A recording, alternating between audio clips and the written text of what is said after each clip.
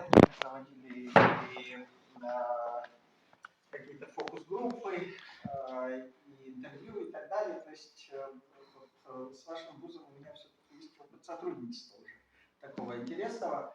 Ну вот, и всегда в Астрахани, здесь на Нижней Волге, действительно интересный материал собирается, и я приезжал с коллегами не раз сюда. И, кстати, с моим коллегой из МГИМОЖа, Михаилом Алексеевичем Волхонским, у нас уже целых 2 статьи по Астрахани непосредственно. Вот, то есть мы вот уже 2 статьи в Вестнике РУДН опубликовали. Вот, то есть регион ваш действительно очень интересный и очень привлекательный в плане такого живого материала, которого здесь всегда очень много, и тех живых процессов, которые тут происходят. И как раз вот, наверное, об этом тоже было бы вам интересно узнать, если вот про современную ситуацию и про то, какая у нас, перед нами стоит действительно большая ответственность, особенно перед вами, перед молодежью, которая является таким вот первоочередным контингентом для разнообразных людей, проводящих, ну, будем своими словами называть, все деструктивную деятельность, да, пытающихся вести. Здесь и вы первая их цель, на самом деле, потому что вы наше будущее, вы те, у кого формируются, да, взгляды, подходы и так далее. То есть молодежная психика всегда пластична. Воздействовать на вашу психику и каким-то образом переводить вас на свою сторону. Вот.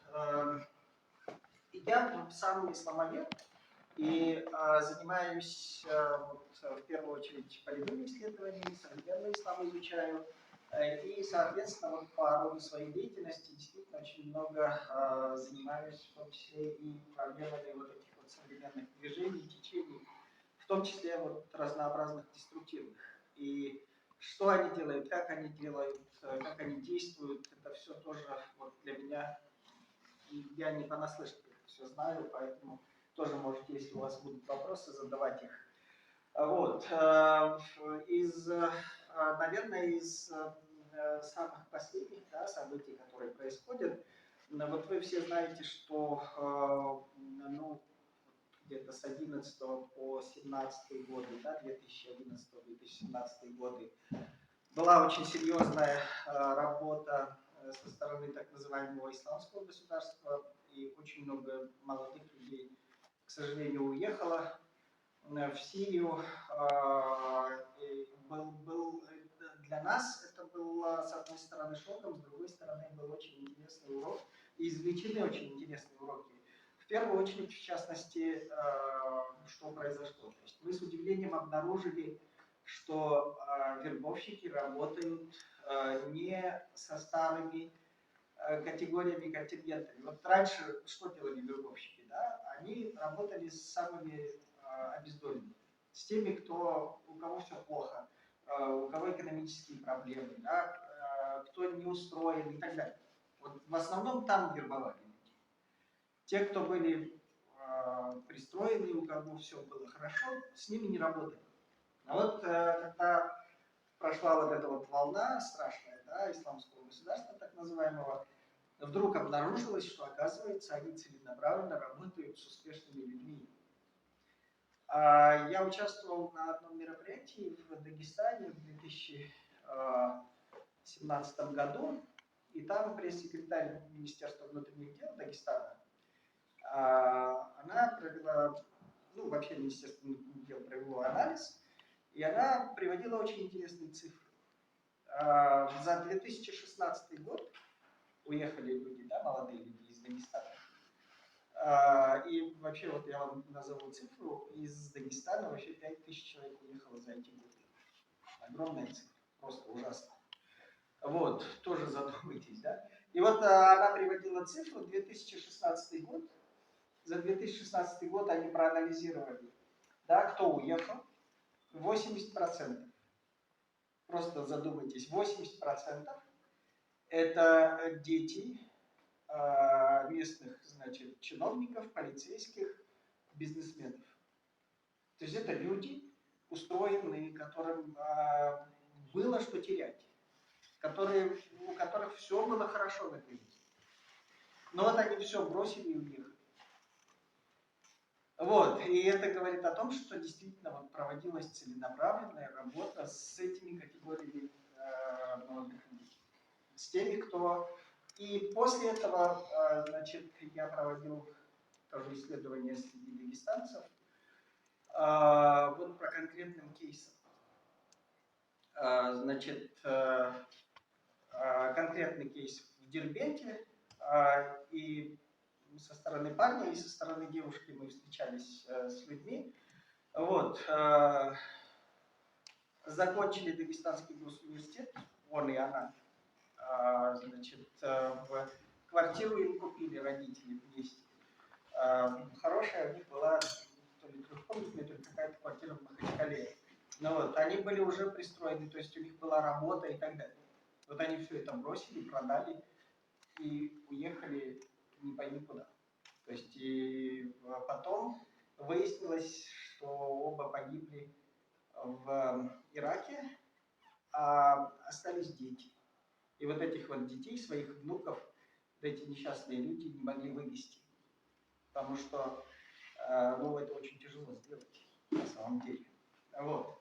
То есть вот такая вот ужасающая статистика, которая потом подтвердилась, вы помните, да, что произошло в Сергокале, Махачкале и Дербенте. Вот. И кто в этом участвует? Да? То есть это люди, у которых действительно не было проблем, на которых в последнюю очередь просто подумали.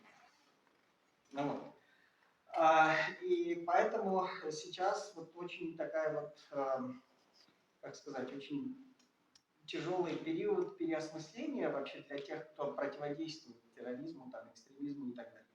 Потому что оказалось, что вот с теми категориями, с которыми мы раньше работали, мы пытались там бороться с бедностью, чтобы было меньше терроризма, да? Как-то людей выводить там, в жизнь и так далее, давать образование, чтобы они были успешными и так далее. И вдруг оказалось, что террористы ударили вот как раз по нашим методам, и теперь они вербуют совершенно вот другие категории людей. Вот. И это, конечно же, вот для нас повод задуматься, повод вообще понять, что все стало сложнее на самом деле, и жизнь стала сложнее. И вот перед вами, вы очень молоды, вы только начинаете жизнь, но на вас вот такая вот огромная ответственность наваливается, потому что вам надо все чаще включать мозги и понимать, что если вдруг к вам кто-то подъехал, да, говоря молодым, начал чем-то вас грузить и так далее, то это все может закончиться очень-очень. То есть надо понимать, что не просто к вам подъезжают, не просто так вас грузят, не просто так вам всякие вот вещи рассказывают. Вот. Методов психологических у них очень много. И здесь очень часто действительно вот, лично от каждого из вас многое зависит. Потому что, да, конечно, можно чьей-то помощи попросить и так далее, но здесь я вот, кстати, сравниваю вербовщиков этих и мошенников. Посмотрите, сколько на этих телефонных мошенников, да, сколько людей, причем на которых вообще не подумаешь, да, вот та же Лариса Долина, которая продала свою квартиру, отдала какие-то бешеные миллионы. Но это говорит о чем? Это говорит о том, что это очень проверенные, это очень обкатанные методики, которым нам надо учиться противостоять. Ну вот. И вот я вас, каждого из вас, лично призываю к тому, чтобы вы действительно, ну, все время взвешивали, да, на весах разума, что вам говорят, к чему вас призывают, зачем вас вот начинают вдруг, да, вот всем этим грузить, для чего, вот. И, конечно же, учиться каждому вот из нас надо учиться противостоять, да, всем этим методикам. Они очень тонкие, это психологически выверенные методики, но предупрежден, вооружен, да, то есть вот каждому из нас необходимо действительно вот этому учиться противостоять, потому что в Казахстане есть в соседнем Казахстане есть очень интересная программа, называется «Жусан». Они своих казахстанских граждан привозят обратно в страну из Сирии и Ирака, тех, которые уехали в это так называемое исламское государство. И с ними работают, причем привлекли очень-очень высокого уровня богословов. И что мои коллеги-ученые говорят по опыту этой работы? Они говорят, вот привезли человека, это вот по сути кривой гвоздь. Пытаются его исправить с помощью квантового компьютера. То есть против него посадили этого богослова, и он им чего-то там... А они не на этом уровне были завербованы.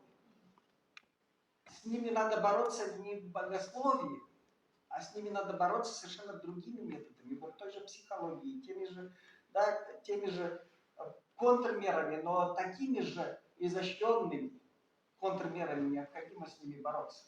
То есть вот мои коллеги, которые казахстанские, которые анализируют эту программу ЖУСа, они как раз говорят о том, что все это ерунда, этого квантовый компьютер не надо противопоставлять искривленному. Да? То есть там из всего огромного массива проблем, там богословие это последнее практически где-то в конце. То есть нет там изощренных богословских аргументов, когда вербуют. Этого нет. Там есть совершенно другие методики, совершенно другие подходы. Вот.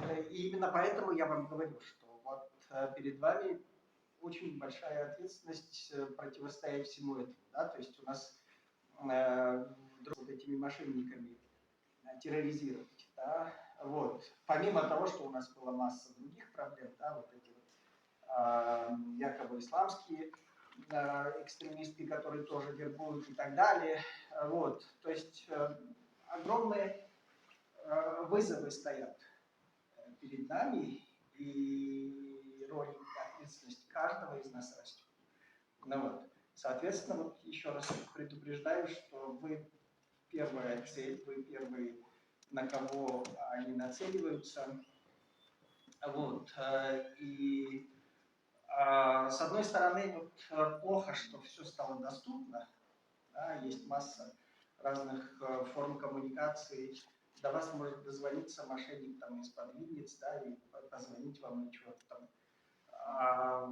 провести какую-то такую психологическую операцию. С одной стороны. С другой стороны, хорошо, что все доступно, и вы сами можете искать в интернете информацию.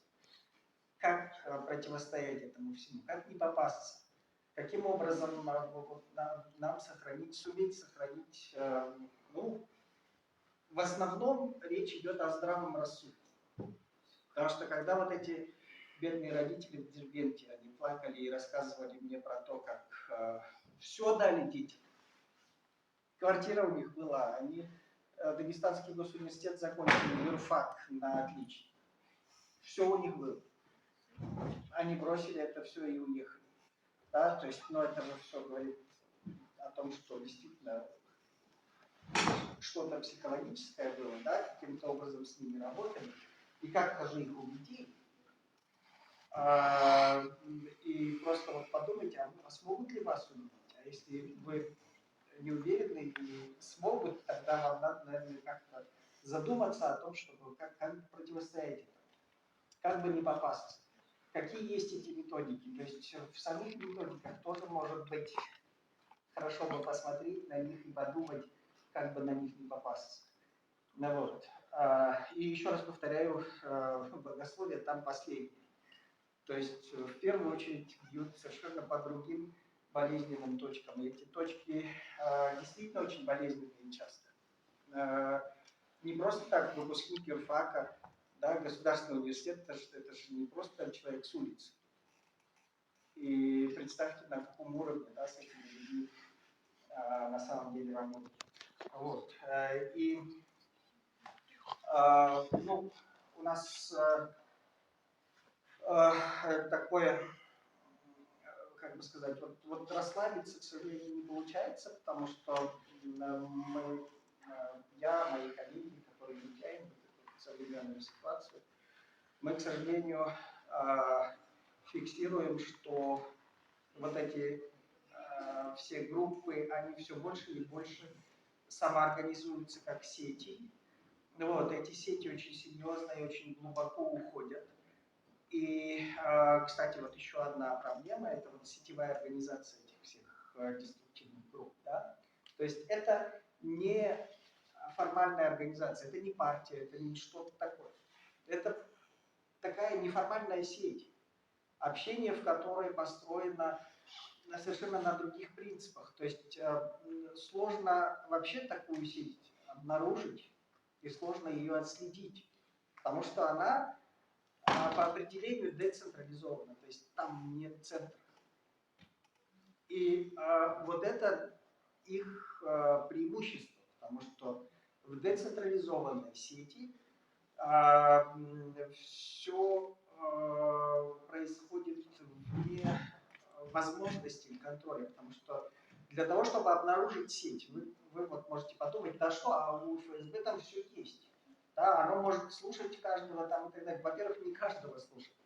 Для этого есть процедуры. Да? Во-вторых, вот, чтобы обнаружить сетевую деятельность, надо очень долго за ней следить. А просто так вот по каким-то признакам вы ее даже не обнаружите. И, соответственно, вот как бы очень важно вовремя понять, что вас вовлекают в такую сеть. Очень важно вовремя определить, вовремя понять, что, вот, оказывается, вот про что речь идет. И вот каким образом работает сеть. Да? Просто проанализируйте, например, вот вашу сеть ваших знакомых. Очень простое, да? Или сеть родственников, или вот такие вот простейшие сети. И посмотрите, то есть все же неформально, все абсолютно, причем решаются вопросы вот в режиме реального времени, потому что есть что у нас сейчас? Есть у нас телефоны мобильные, есть эти мессенджеры и так далее, и так далее. И все довольно быстро решается. Вот. Поэтому это очень тяжело обнаруживать, с этим очень тяжело работать. Это вот тоже вызовы времени. Да? Вот. И это тоже то, над чем вот мы сейчас думаем, как с этим дело иметь, как этому пытаться противостоять, каким образом, какие могут быть методы встречи, да, против этого. Тоже задача нетривиальная, задача непростая. И вот наше время, поверьте мне, подкидывает массу такого рода задач, новых и новых. Все время приходится думать, все время приходится каким-то образом продумать, как можно этому всему противостоять. Вот. Я просто хотел вот, про какие-то современные тенденции вам рассказать и еще раз призвать к тому, чтобы вы пользовались головой по назначению. Да? То есть включайте мозги как можно чаще. И как можно чаще задумывайтесь, что реально происходит. Потому что часто вот, меня удивляет просто, как вот очень вроде бы образованные умные люди просто плывут по течению и все. И не задумываются, а что же происходит? Что это? Куда это все идет? Вот. И я очень надеюсь, что вы все, кто здесь собрался, благоразумные люди. Вот. И то, что я вам сейчас рассказал, к сожалению, не могу вам огромную лекцию прочитать, но то, что я вам рассказал, может быть, вам поможет как-нибудь быть осторожнее, распознать, если что-то не то происходит. Если вы вдруг понимаете, что что-то не то происходит, обязательно кого-нибудь привлекайте, то есть никогда не оставайтесь одни. Потому что вот, те, кто вербуют, они всегда делают, чтобы этот человек остался один. Вот я вам я говорил про то, что богословие последнее, да, вот последнюю одну вещь расскажу вам. Значит, они рассказывали тогда, вот когда с 2011 по 2017 год активно вербовали, они рассказывали про то, что вот джихад, мы идем на джихад. Но в классической теории джихада есть масса условий. Это же целая теория. Там не просто так все. И на джихад человек может уйти только с разрешения своих родителей. Там есть список условий. И одно из условий – разрешение родителей. И что делали вербовщики? Вербовщики делали все, чтобы эти люди ничего не рассказали родителям. То есть вот все родители, с которыми я делал интервью, они говорили, мы до последнего не знали. Они уже из Сирии или из Ирака писали, мы уже там. То есть эти люди, которые прикрывались исламом и говорили, что вот мы по исламскому закону все делаем, они делали все против исламского закона. То есть по исламскому закону надо говорить родителям, что я прошу у тебя разрешения. А эти делали все так, чтобы просто вообще никто не знал, и родители в первую очередь. Потому что родители имеют право отказать в праве ехать куда-то там на джихад. Вот. Поэтому никогда не оставайтесь одни. Всегда будьте с кем-то, вот, пусть у вас будет кто-то, кто поддержит, поможет и так далее. Вот в основном такое основное то, что я хотел вам сегодня рассказать. Если вдруг есть у вас какие-то вопросы, что-то вас задело, можете задавать.